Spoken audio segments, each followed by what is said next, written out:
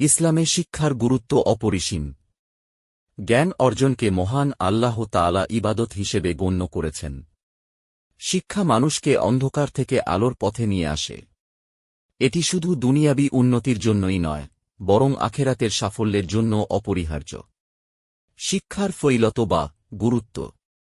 ১. জ্ঞান অন্বেষণকারীকে আল্লাহ ভালোবাসেন।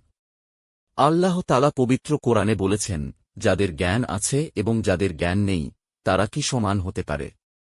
২. রাসূলুল্লাহ সাল্লাল্লাহু আলাইহি ওয়াসাল্লাম বলেছেন, যে ব্যক্তি ইলম বা জ্ঞান অর্জনের জন্য কোনো পথ অবলম্বন করে, আল্লাহ তার জন্য জান্নাতের পথ সহজ করে দেন।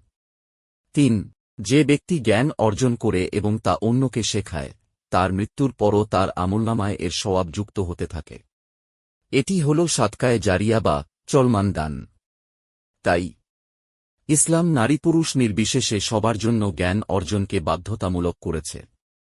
রাসূলুল্লাহ সাল্লাল্লাহু আলাইহি ওয়াসাল্লাম বলেছেন, জ্ঞান অর্জন করা প্রত্যেক মুসলিম নরনারীর ওপর ফরজ। এর মাধ্যমে ইসলাম সমাজে শিক্ষার সর্বজনীন গুরুত্ব প্রতিষ্ঠা করেছে।